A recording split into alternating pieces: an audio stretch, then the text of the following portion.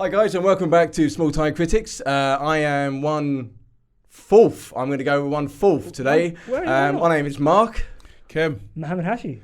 And you're joining us today for a spoiler review on the Blue Beetle. But before we start, can you like, comment, subscribe, all that stuff, ring the bell. We're on the road to 100. 100. So Yes. come on guys, we're almost there. We're about 20 odd short.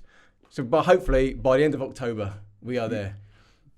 Don't sit up. Man, you got to think positive. No, Think yeah, positive. Man, say the end of the year, man, at least. So No, we no, don't. no. No, you got to think. No, I'm a glass half full kind of guy. So am I, but okay, I just don't like to be disappointed. Let's get into it. There you go. That's what she said. Don't do me like that. Again, that's what she said.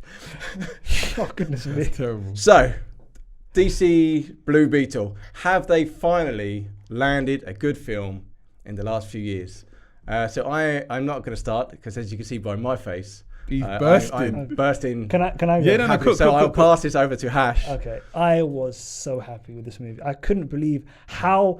Obviously, we've had some real dross recently. We've had, obviously, Black Adam. We've had Flash. We've had Shazam, which is a movie which I walked out of halfway through to grab an ice cream because I was so upset, kind of thing. That's how upset I was with this one. This film, it has its issues, which we're going to go into, but this movie had a heart and a message and some really great performances, which I really, really loved. Some quite touching moments Oh, as well, to be honest. 100%. You- And go. I again, even the CGI was well done. Wasn't messy. Yes. Wasn't messy at all. I have to say, that it's so nice to see a big budget film have a payoff with CGI to make it look like a In big the budget recent- film. in recent years, in yeah. recent Exactly. years, And I just thought some of the characterizations were really, really good. Not all, but really, really good. And I can't wait to get into the meat and potatoes of this. Yeah. For me, I think I spoke to Hash. I spoke openly about this. Like, I weren't looking for. Like, I wanted to see it, but I didn't have high expectations based on the trailer alone. The trailer did this a disservice. Oh, 100%. A disservice. The trailer, the marketing, or the lack of it Yeah. from the studio, even though there's a strike, as we know, writers and actors, they did no marketing for this. Like, apparently this movie is doing like worse numbers than Shazam. That shouldn't be the case. No. It shouldn't be the case. It's a really It's actually a good movie. it's so much better than that. I was pleasantly surprised because, as I said, after watching the trailer, I was like, it felt like a chore. But Yeah. when I got in, I was like, because again, I'm a massive DC fan. I was like, this is actually good.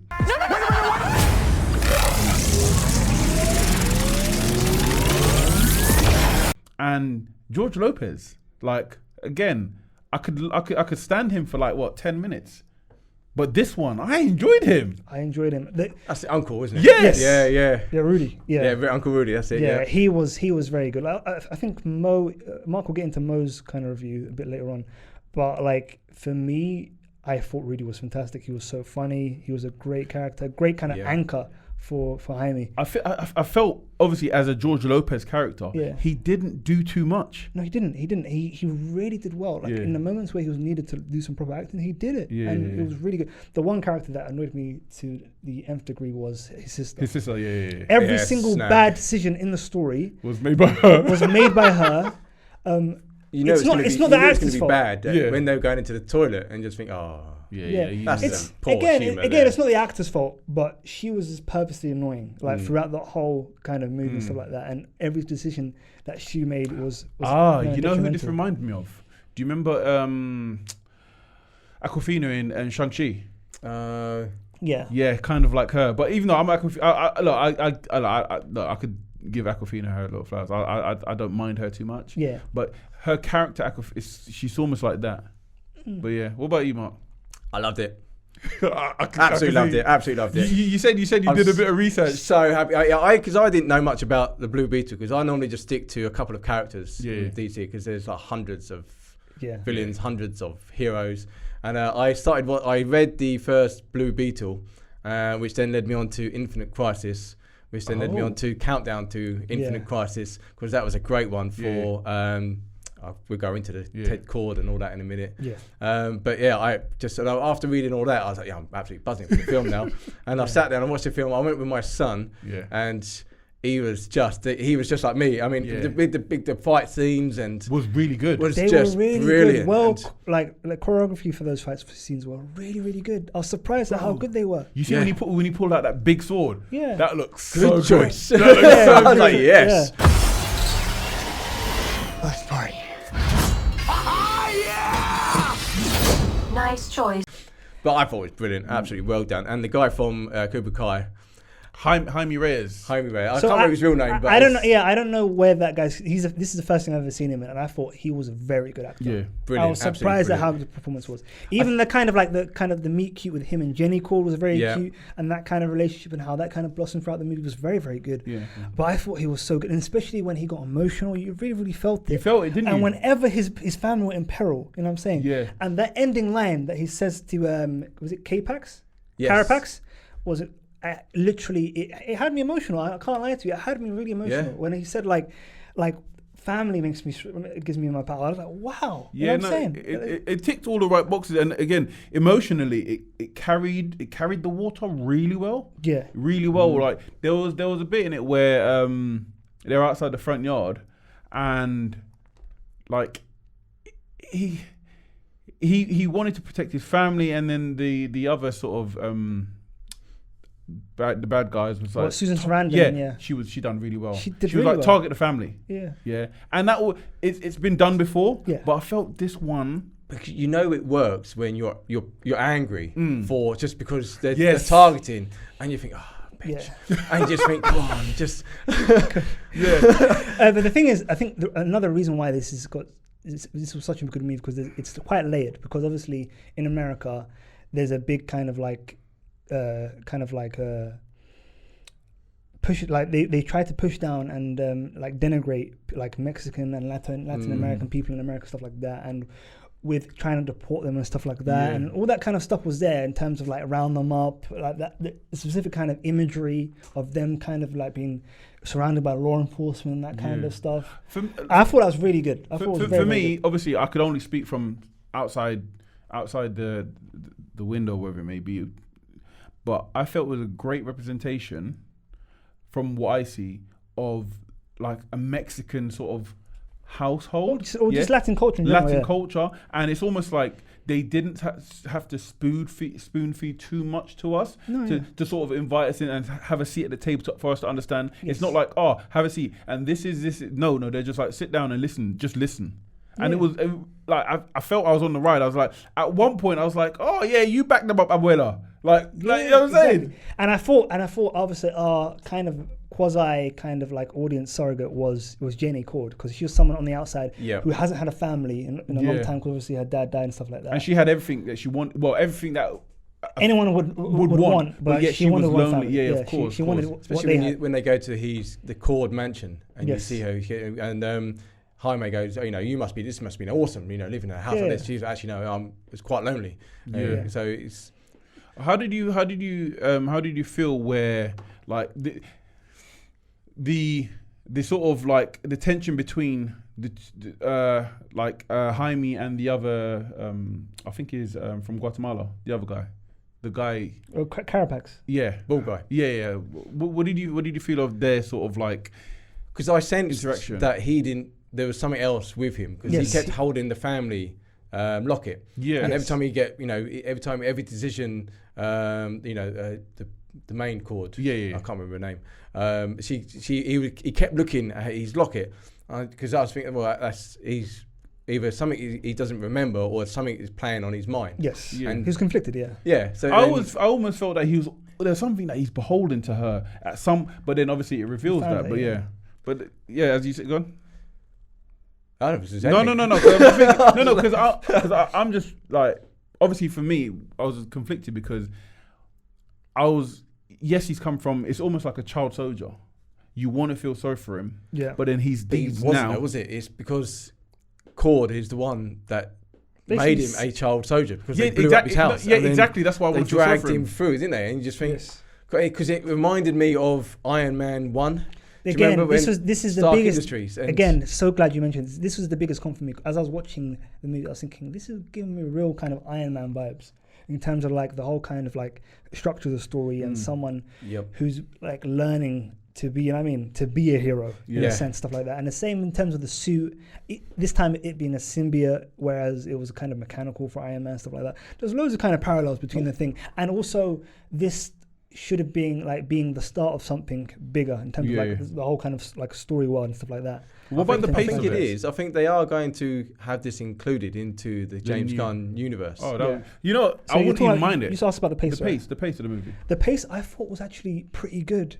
The issues with this movie are some of the characterizations of the characters. So the Nana, like all of a sudden being a former imperialist, was a bit kind of like ham-fisted. Yeah. And obviously we would have talked about the sister. I don't know, man. I mean, she picked up that massive Gatling gun.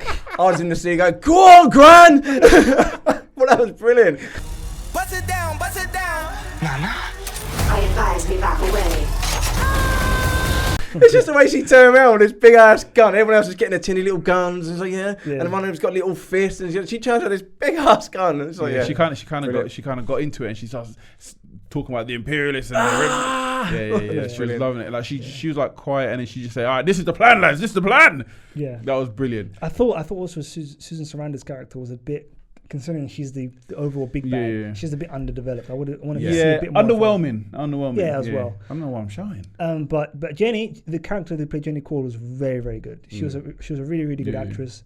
I thought, in terms of like her kind of growth throughout the movie, was really, really good to see. I think the only gripe I had was that they made La Palomera is a fake country or fake city. It's meant to be the. It's supposed to be El Pasos. Yeah, but and so they leave it on the street, El Paso Street. I didn't notice notice that. No. That was a nod to that, but yeah, because obviously they wanted to keep it like the continuity with the different kind of names in the DC kind of universe for these kind of big cities. I got it. Like Miami and Chicago and all that kind of stuff. Yeah, I just thought it took me out a bit. I thought that's an unnecessary thing to do. I think it made sense for me because obviously he graduated pre-law from Gotham. He was at a university in Gotham. So yeah, kind of like. Cool.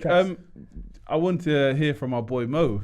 Do we have any? Yes, Mo's yes. Let me fire up my phone here. One second. But again, like for me, this movie is like so much better.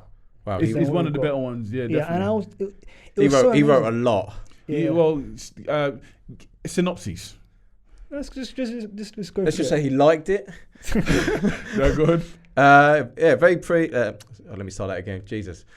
That went bad already, didn't it? Sorry, Mo. I said I'd make you proud, but I think I've cocked it up already. Very surprised at how much I liked it, although went through very low expectations. Very low expectations, yeah. Very true, very true. Tom Cruise should have asked to see this one instead. Yeah, because obviously, it's a good point. Because obviously, The Flash was said to be one of the best films ever made. When it's actually absolute dross compared to this, which was actually a good film. Go on. Yeah, he said the fight scenes and I can't say the choreography was good. Thank you. Were pretty good considering it was a bunch of CGI fights. I think some of them were CGI. I don't think they were all CGI. I think it was just like a suit type thing. Yeah. Because it seemed too organic in some scenes. The suit in itself, it didn't take it away from me because I don't like overly like futuristic sort of like suits, and this suit it was alright. Yeah. And I love the transition into like these weapons, like obviously the animations into the weapons was really cool. Yes. Yeah. And obviously his sort of like his sonic blasters. Yeah. That's him. He's always used that in the comics. Yeah. Because I like the conflict that he had with the symbiote. With the symbiote, Kamara or something, I think her name was. And it says that she wanted to kill everybody. It's like, no, we don't kill. I found that beautiful. Yeah, and then she learns that, and then she actually stops it in the end. And I thought that was such great development. Yes. Even though it was very sort of expected, but the way it sort of transpired. Yeah, you're losing control. It was beautiful because when he went to that final strike, you kind of knew it was coming, but then the way how they delivered was just beautiful. And the exposition to be able to use a flashback in an effective way, to be able to give you the information of why Carapax is the way he is, I thought was really good. And then the ending line with him giving him his hand and then saying, "Family is what." And he said, "Go away." And he said, "You just get out of here." The way he carried us, who's rank. Oh my days, it was good, man. Because again, do you think he's dead, or do you think that's just? 100% he's dead. Yeah. I haven't seen the body.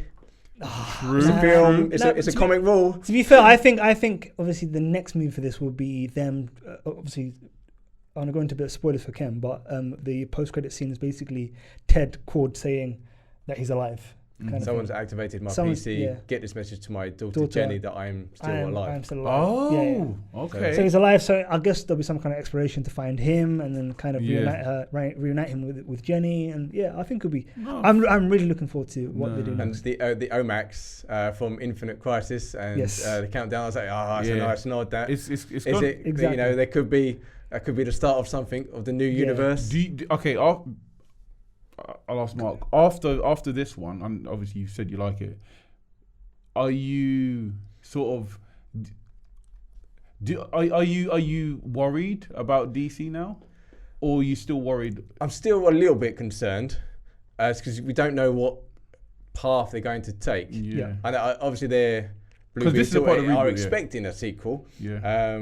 Not just Blue whether Beetle. I'm they- talking about DC. But universe yeah, but overall. I think with this film, if it goes in the right, if they make films like this, where there is some comedic moments, the Not too CGI, much, though. but not too much. Yeah. The CGI is done well, and it's the stories that have been so bad. And the character development. And the character development. And it's just that they've had it all in this one film. And that's why I was coming out of this film with a massive smile on my face. Thinking, finally, a decent DC film. We've not had one I for never a long thought it was time. going to be this one. Yeah, again, that's the reason why I of was so all high on ones, it. yeah. That's the reason why I was so high on it, because we were so surprised considering how much dross we've had before.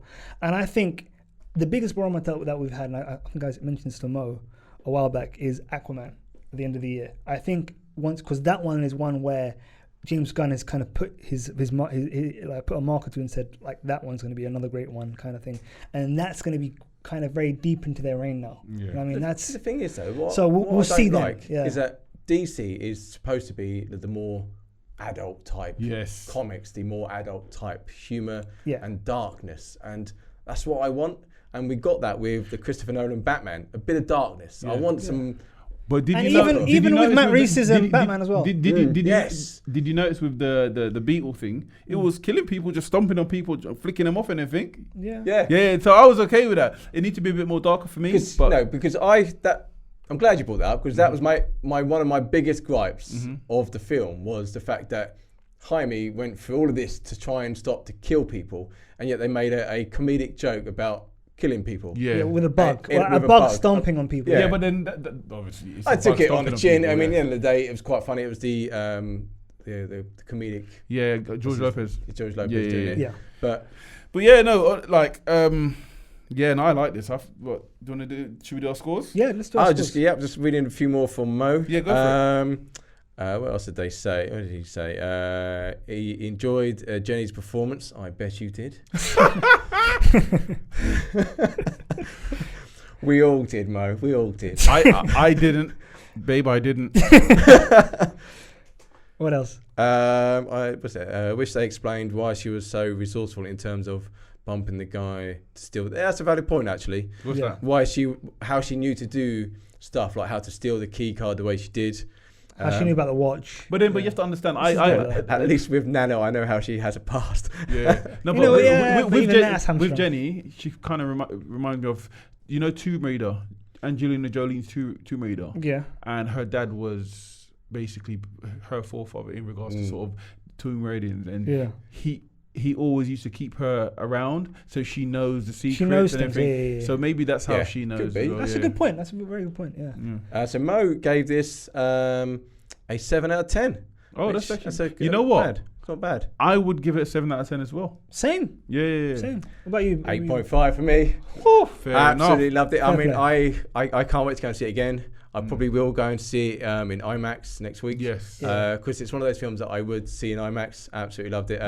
And my son just thought it was one of the best, because he's in that age now where I can allow him to watch 12As. Yeah. And so, he absolutely loved the fight scenes. Yeah. Were just phenomenal. No, and, they were really good. And there was even the sad bits where, when he's, spoiler, I think we've mentioned that. When Jaime's dad died, and when he was trying to become one with the symbiote. That's a great scene. Yes. That was such a... I mean, even I was like... I'm like a man's man. I was like, get those tears back up in my... And I was even I was like, that's a nice touch. That's a nice touch. It was a good touch, man. That was good. And also, like, that scene I've mentioned a couple of times now, in terms of the end scene when he's telling Carapax like what gives him his power. I was like, that got me a bit. Because the whole thing, Carapax thought, your family are your weakness, and then kind of shows him how to come about that. And it was family done the right way, not like Fast X. Like family, of course. Family.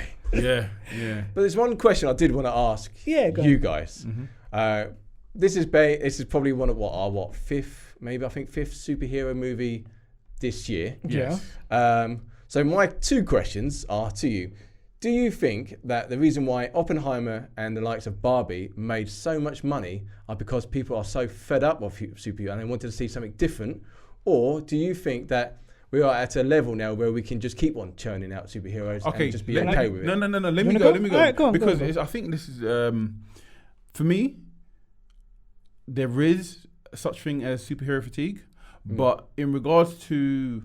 But then there's also a campaign against superhero movies. So superhero movies are shot down before they even try. Yes, there are very bad ones. Yeah. But then with this Blue Beetle, I think because of the turnout, because of the box office turnout, it wasn't based on actual merit. Yeah. Oppenheimer was incredible. So, but do you think that? But my question is that it had we not had any superhero movie films? Yeah. Do you think that the likes of Barbie and Oppenheimer would have made as much money? I reckon Oppenheimer would have, especially this year, considering the amount of crap superhero films that we've had. Maybe no. I think maybe yes. I think they would have. So for me, I think with anything in life, it's a meritocracy. So if a movie is good, a story is great, it will always succeed. Mm-hmm. Yeah.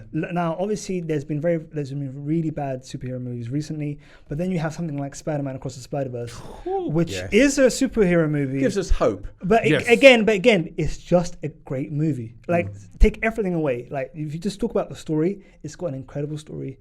Incredible visuals, incredible animation. So if a movie and a story is good, it will succeed no matter what. Now, what has helped both Barbie and Oppenheimer is the fact that it is something that we haven't seen before. Mm-hmm. Now, with Oppenheimer, it's an original original concept, an original story. So that was always gonna be in his favor. Same with Barbie. We haven't seen an adaptation of Barbie in this way, where it's a kind of social, kind of satire kind of thing.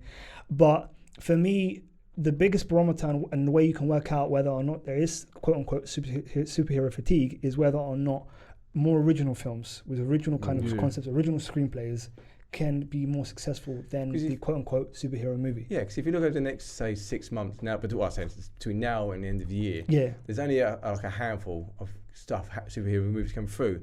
And I think, I don't know about you guys, but I'm more excited about the non-superhero films that are coming out for the rest of the year. Yeah. So like you got the likes of the Willy Wonka, which looks brilliant to me.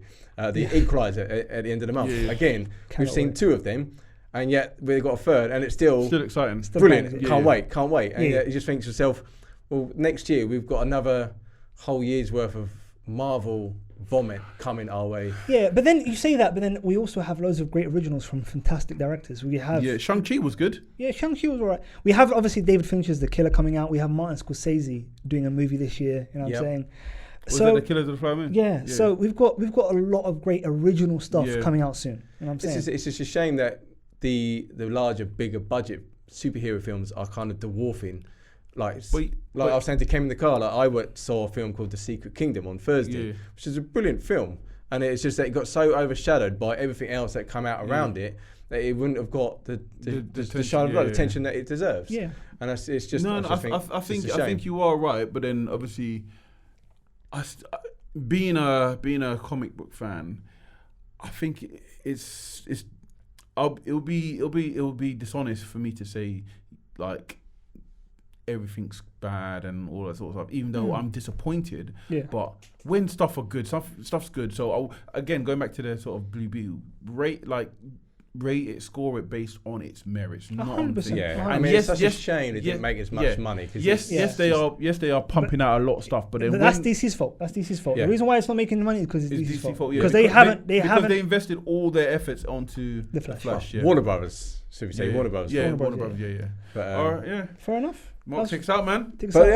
That was our review, a spoiler review on the DC's Blue Beetle. As you can tell, we loved it. Well, I loved it. These guys only liked it. I love it. Come on. Should have given it higher scores. But